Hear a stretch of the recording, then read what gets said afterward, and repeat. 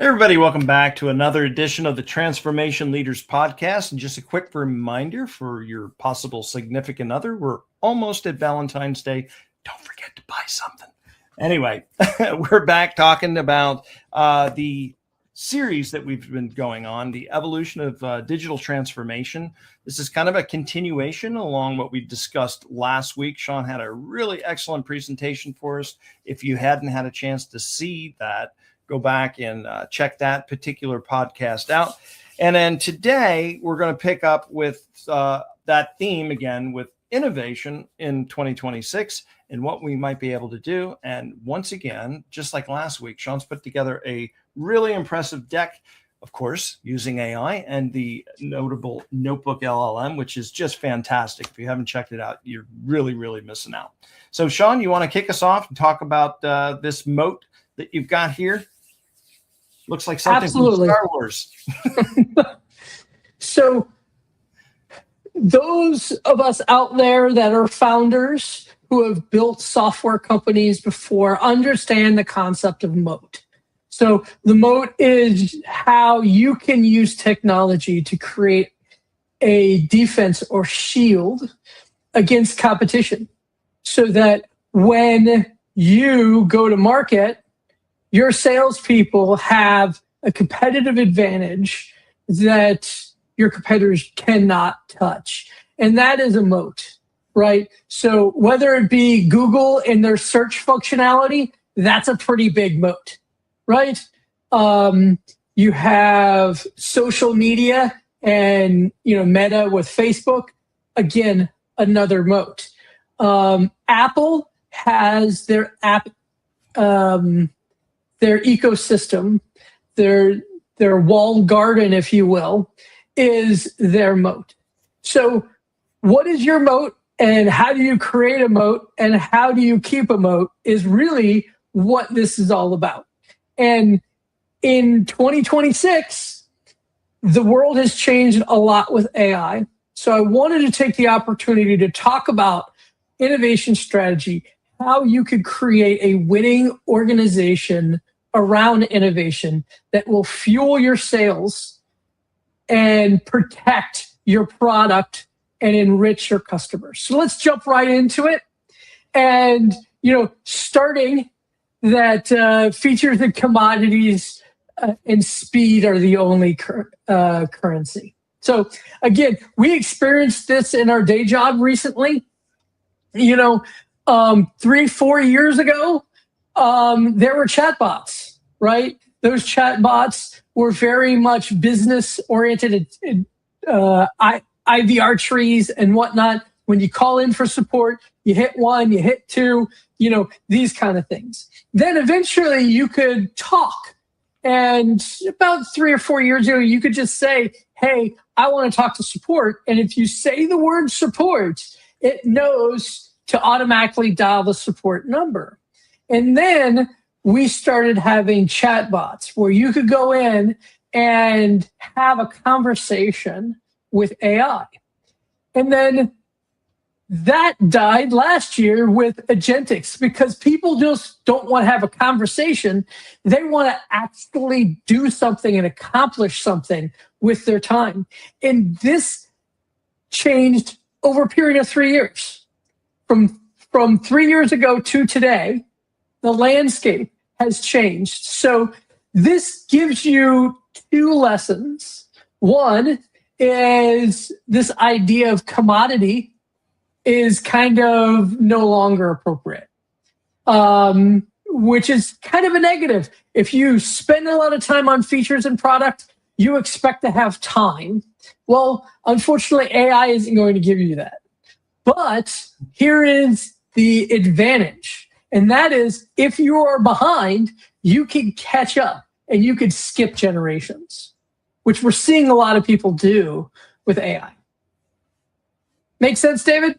It does. Matter of fact, I'd even also add that the people that have just come onto the scene have not even had to deal with anything other than just leapfrog to the front because they came in, they knew how to use the tech, and they just accelerated themselves right to the front of the line. So, Now the other thing too is that AI as with all things, it comes with the learning curve.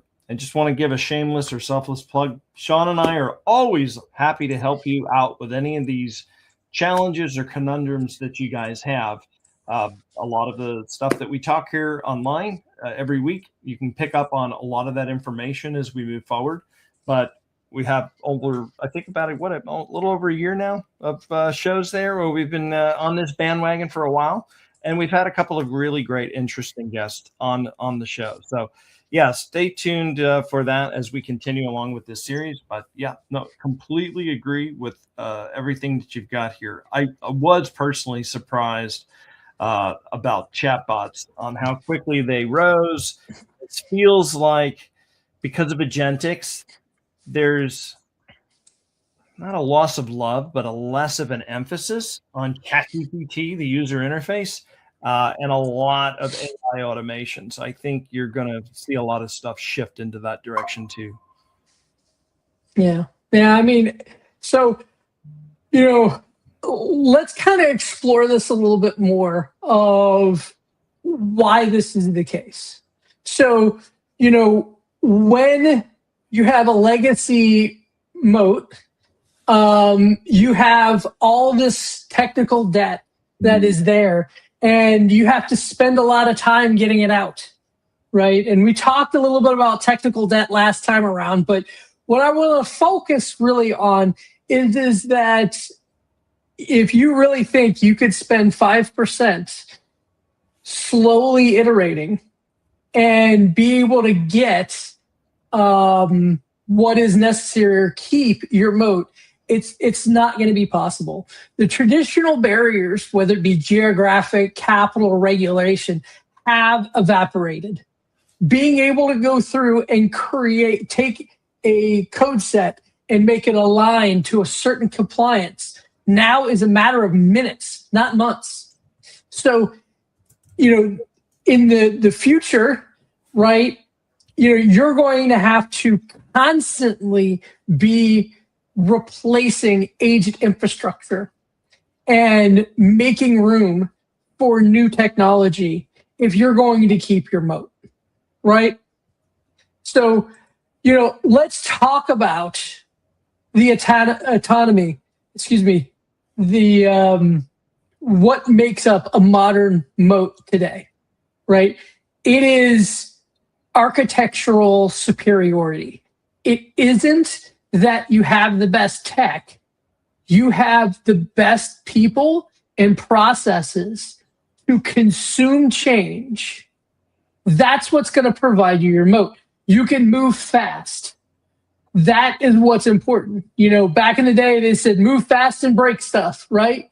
Well, now we're not allowed to break stuff. We just got to move fast, right? So number one is having your data right. We talk about this all the time, but being able to have data that is accurate, that is available, that is empowering is so important, right?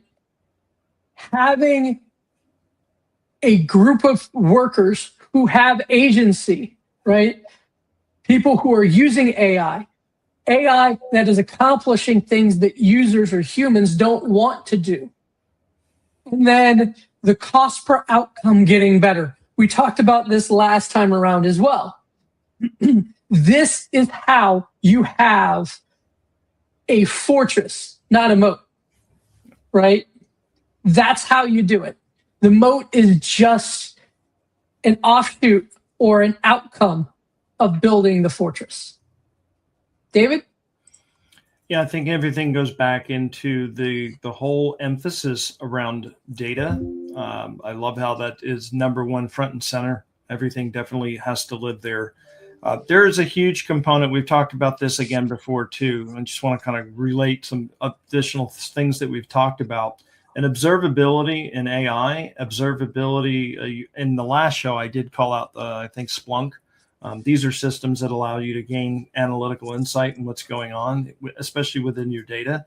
But making sure that you, again, are always having a focus of the outcome of where you're going to go. So as you try to build these moats and your fortresses and things of all of that nature, really understanding these holistically and knowing how the pieces fit together, I think, are going to be essential. And observability is going to be a big part of that. Yep.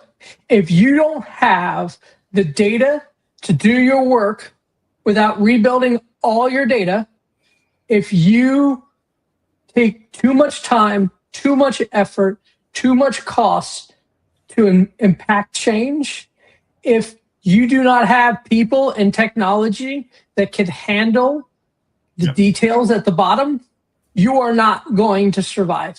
The world is moving too fast. So let's talk about the cultural component of this moat, right? The greatest threat is institutional siloing. Innovation happens at the edge, right? What you do is, if you look at state A, this is what a lot of Fortune 500 companies are, right? You have ideas at the bottom and they bubble up to the top. And sometimes they make it all the way over the top and something happens.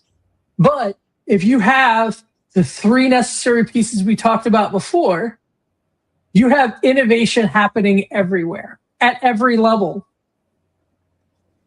That is what is necessary to be able to take innovation into the future. So let's talk about, how we go through and understand, what I call the honesty audit questions, right? If you're in the room and saying, what is the thing that we don't want to talk about? And let's talk about that. Because you're not going to be able to have an innovative environment if there are sacred cows, right? You can't do it. Now, the second thing that I ask people to do and be honest is, okay, let's put on our startup hat on and say, if we were going to compete with ourselves, how would we win? What do we need to do to beat ourselves, right? What is the most difficult competitor we could think up in our mind, right? Talk to the salespeople. They're your radar, right? They understand what the market is and where the desire lies. The difference between what is eye candy, which are things that generate a whole bunch of thought and discussion, but no money, and what is true desire. What is something that people will pay money for? Your salespeople know this. Talk to them. Talk to the support organization. They understand where all their customers are upset. What is the friction people have with your products and services? What are the things that you are letting them down? I know it's not fun. I've been there doing postmortems, talking to customers who say, hey, this, that, and the other. And guess what? There's a silver lining. If a customer is yelling at you and telling you what you're doing wrong, they're still paying the bills, right? So take the opportunity, listen to them, and bring that information back so that you can learn from it. And then lastly, your engineering teams are the amazing miracle makers, right? They know what is possible. So you could say, here's the problem, what is the solution, and how much does it cost? Right? And if you are really solid in your thinking and approach, you will bring in these thought leaders in your organization, have these kind of honest conversations, and build innovation strategies based upon it. David? Sean, as you were saying that, I almost have a grin on my face. And it's because a lot of companies are doing this now and they don't even know that they're doing it. They've already conjured up their worst competition or competed against themselves. And it does start with sales. Listen to your salespeople. Join the sales calls, especially ones where the engineers may or may not be on. Let me share a familiar story to probably most of you, especially if you sell products and it probably even maybe some services too. If you hear your salespeople starting to embellish or create vaporware of features that don't exist in your products, or embellish on services that aren't quite rounded out where they need to be, and then you see your engineers starting to cringe or things of that nature, because it's like, where is this feature or where is this coming from? These are the indicators of the gaps, the holes, the missing, whatever it is, and then find out the frequency. It's one thing to have an anomaly where you have a call where one thing unfolds, but if you start having a repeating pattern where these things keep coming up, you might need to get a hold of your product teams and your ownership to figure out what exactly are the holes, and is the tail wagging the dog, or are you going to pioneer your own outcome? And that is really some critical thinking that is going to need to go on, along with some thought leadership and just generalized leadership. You may need a big transformation. The market, the industry may have pivoted anywhere from 90 degrees to sometimes 180 degrees, and everything's going in the opposite direction. And I think almost everybody watching this podcast right now has seen everything shift almost to 180 degrees in the last 3 years. Because as soon as all this AI hype came out in 2022, the world has forever changed. So you already are feeling all of this now. Absolutely. So now let's talk about a typical problem that you run into in innovation, right? So now you have the method to the madness. This is how you identify what the problems are, how to solve them, where to solve them. Now, the question you get after that is, when do you solve it? There's two areas that I like to talk about. Now, this is something near and dear to me because I did a startup, and my problem was we were very, very early to the game. And when the game happened, it was instigated by 5G, and then that is the golden zone to be able to act. So we had a lot of infrastructure underneath, and we were trying to sell things in an early adopter kind of manner, and we were ready for the market change. And we rode the market up into the Goldilocks zone. And then we were able to act really quickly. But there's a lot of pain, and it's really hard to get investment dollars on we believe the world is going to be like this in 5 years, so we're building for 5 years into the future. Now, it's also equally painful on being late to the party. So having a market opportunity and a view of when is this needed. A lot of stuff you'll run into is people are like, hey, we need this now. We need to do it now. You got to ask your question of, is this something we need to do now? Or is technology changing? As we talked about before, the chat bot versus the agentics, and pick when you want to do it.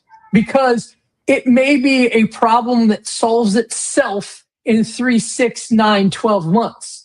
And if that's the case, you can use your customer goodwill and let the problem solve itself. Okay? So investment timing is very important. The other thing is, if you are in the early adoption, you have the capability of, I call it a time machine, patenting, right? You could take a solution to the problem that in 5 years is going to be the ultimate thing, and you can patent the solution today and not invest beyond the patent, so that when things start maturing and changing in the marketplace, you can jump on that, build it, and go to market. And you'll go to market with a patent and a solution, right? So that no one else can jump in there. So again, patents are really valuable in your innovation game, used as I said, as a time machine. Does that make sense? Absolutely. I saw a couple of interesting articles recently about talking about patents and trademarks and things of that nature. And basically the article was saying, even if you're not ready to execute it, get these things, get the filings done in advance so that if the market feasibility turns out to be, 6 months, 3 months, even a year and a half down the road, this is already behind you and you can just execute that much faster. Absolutely. Now, this is the thing that you need to be looking over your shoulder on, the asymmetric threats. So looking at Gartner and knowing what Gartner is telling you, or Forrester, or there's quite a few analyst firms out there, they will tell you what's going on. They will tell you the past. They will tell you the present. But there are really smart people who are doing startups. I know this because I used to be one of them. I know a lot of them. And they were going to try to beat you with a good enough product, right? So they're going to go in and say, yes, you are superior, right? You solve 100% of the problem for X amount. But I can solve 80% of it for 10% of your cost. They're going to dig into your moat, right? So understanding, and I talked about before, having that good, honest conversation with you and your team. If you were a tech startup, how can you go in there and how can you compete with something you already have? It'll help you understand these good enough threats. And again, if you have the wherewithal, acquisition is a possibility for R&D. There are hundreds, thousands, millions of startups out there that have an idea and they're executing on that idea and they are building a moat. The problem is they have the moat, but they don't have the fortress. So you can buy a moat. I know it'll be temporary. You have to solve your innovation process issues first, but you can buy time through acquisition. And a lot of the people you get through acquisition are incredibly valuable to you that are going to make your business work better. Having differentiation in thought and practice and experience is a benefit to your organization. Yeah, if we look into the current landscape, just something to bring up because I'm seeing this, and I thought one time it was an anomaly, and I don't necessarily have great concrete examples that I can give you because I don't have any visuals to go with it, but there's a new Silicon Valley strategy that seemed to have taken off about mid-2025.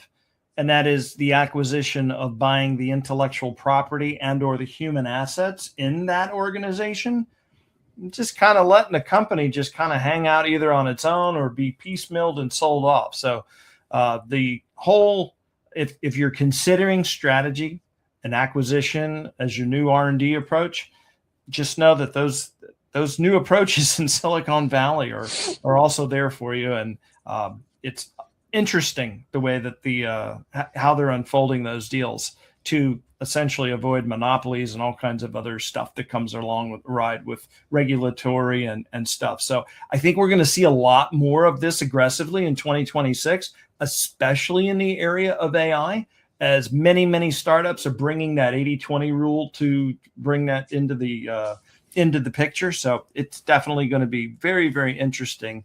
And you're going to start seeing these fortresses get bigger and bigger and bigger as all of these smaller companies start getting gobbled up in that way. Yeah. So I've been talking a lot about strategy at that 5,000-foot view of what you need to do, what you need to think, what kind of people, what kind of frameworks you need to think in your mind of how to accomplish innovation. And let's start talking about tactics, right? I call it the sidecar. Right. So let's say you have your mainstay project, your mainstay product, your mainstay services. having a much smaller innovation group that's going to be, how do we attack and solve this problem on the side, right? So you don't need the entire stack of what your product is. You're just trying to prove out a feature or a different way of doing things. And you can do that in a sidecar manner, right? APIs and AI and integration strategies exist to allow you to do this very effectively, to be able to get all the data in and do something different, show it differently, do analytics, provide a different dashboard, right? Those kind of things. It allows you to have that experimental area where you're not affecting your main customers, you're not affecting your current revenue streams, but what you're doing is you're sitting on top of something that is effectively your moat today, your commodity tomorrow, and you're understanding, okay, can we go in a different direction? Can we prove out this idea? Because that is the most important part of this sidecar strategy, being surgical and having the data to understand if the approach is worth the time. Or as I call it, the Kenny Rogers rule, right? Code is disposable, but business metrics are permanent. So you have your new idea. You need to think in 6 weeks. In 6 weeks, I need to prove out whether or not this idea is worth the effort, it's worth the change, it's worth the impact that we are trying to get from it. And then you create your metrics before the 6-week period, right? You need to instill also this concept of failing is okay. Don't fake the data, right? You are an innovation team. Your job is to figure out, does this make sense? Is this going to provide value? You have 6 weeks, and this is your mission, right? Here is your metric. You're going to do this. You're going to check this, and this is how we know. And either you're going to hold or fold. And then if you do, and it shows that it helps, then you can hand this over to your digital transformation team, as we talked about before, and they could start implementing those changes. And so your innovation team moves on to the next on the long list of things. Can we do this? Is it worth it? And they have 6 weeks to prove it.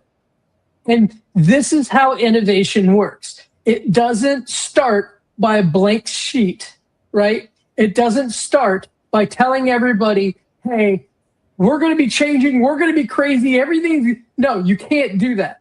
You have to be a surgical approach. It has to be data-driven, and you got to have outcomes that are achievable in a short period of time, because you should not need 3, 6, 9 months to prove out if it's a good idea or a bad idea.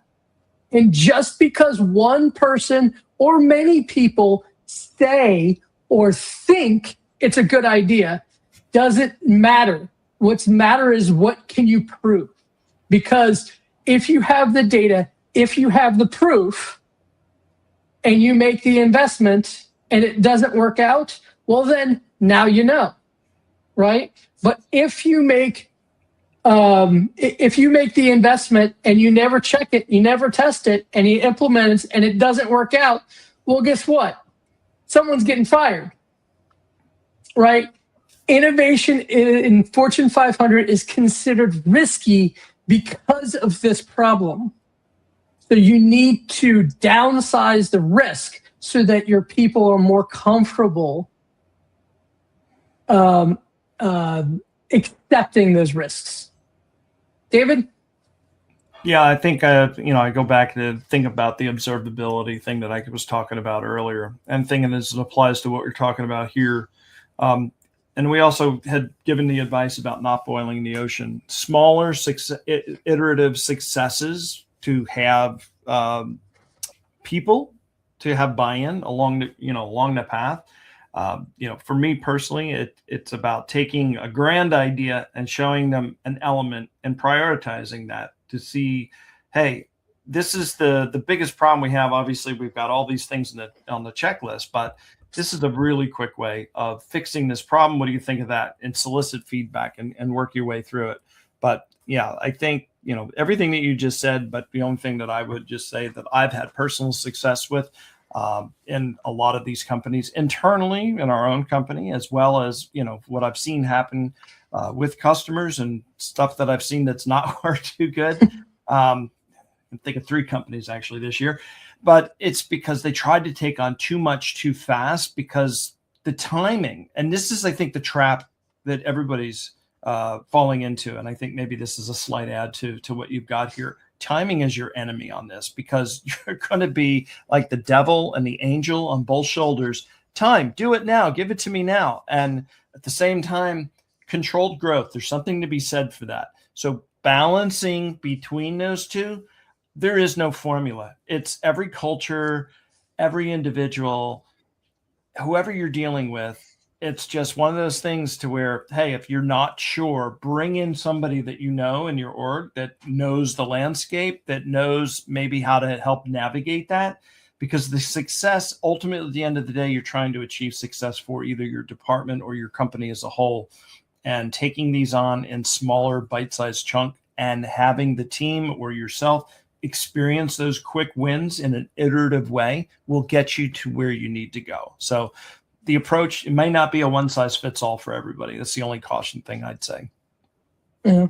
I mean, again, one of the leaders in the organization that I'm in right now talks about how the difference is excellence, right? That's why people will call you, is your excellence. So I want to revert back. I talked a little bit about the strategy of moats and what they are and their building. I talked about how you have these uncomfortable conversations. You talk to sales, you talk to support, you talk to engineering. This is your strategy, right? I talked about the tactics. This is how you execute. Now, what's important is having the track records, the excellence in execution, because that is the true moat, right? It is the fortress that the moat is supporting, right? So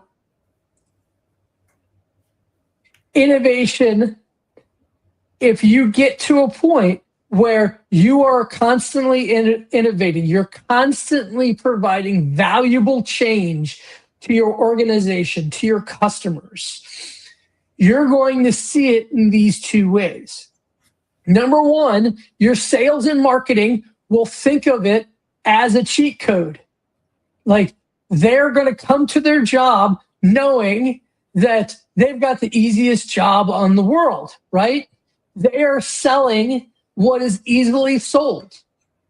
All they have to do is tell people and they will consume it, right?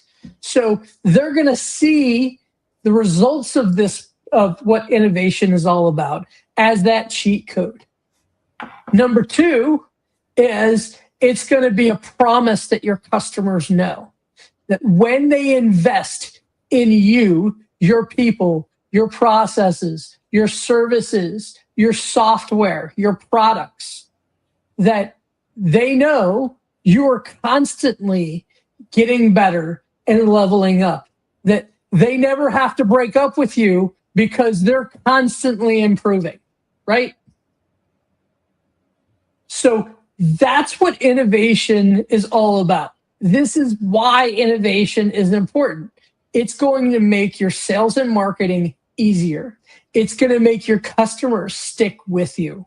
And in the world of AI, tomorrow somebody is going to talk to your customer and say, hey, I want your business for 50% less than you're paying your normal guys. And you want to be in a situation where that customer says, well, guess what? I don't trust that because I know they're constantly improving.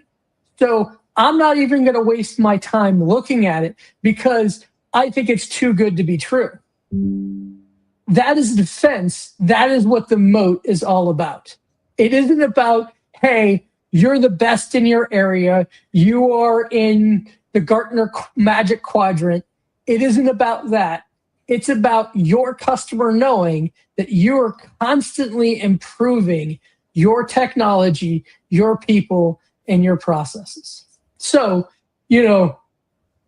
this is the call to architectural leadership. Sustainable innovation is the act of deciding that you will not be a victim of change, but an architect of it. And that the moats that you need to build are waiting to be dug. Excellent. No, great information. And I think this will plant some seeds in a lot of people's mind's eye. And again, if you guys have any questions, if you guys go out and visit us at our website, at the Transformation Leaders Podcast, I'll put the URL down here at the bottom of the screen.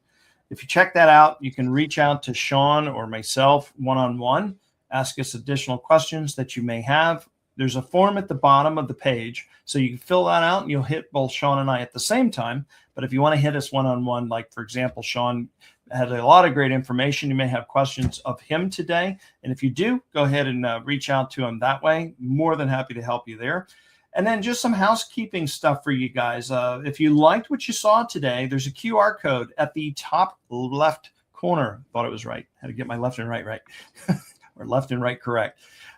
At the top left corner, you have that QR code. That'll allow you to download this deck. So maybe you saw something of interest, caught your eye. You want to go ahead and recap or grab it or share it internally with folks. Go ahead and grab that now. There's the QR code there. There's an accompanying white paper. I'm going to swap out the QR code now. And if you rescan or scan the QR code, you'll get the white paper that's not being shown here on screen. But there's a whole white paper behind this methodology and everything that Sean was talking about today. So go ahead and grab that as well. If for any reason these QR codes are not working for you, again, back at our website, you can shoot us an email. One of us will respond. And we'll shoot you out a link, a hard link, a traditional link to get it in the normal way. We are here every Wednesday at 12 o'clock Eastern time, noon. So we look forward to seeing you each and every week. But that's it and a wrap for this show. Thank you, Sean. Appreciate it. And we'll see y'all next week. Bye-bye.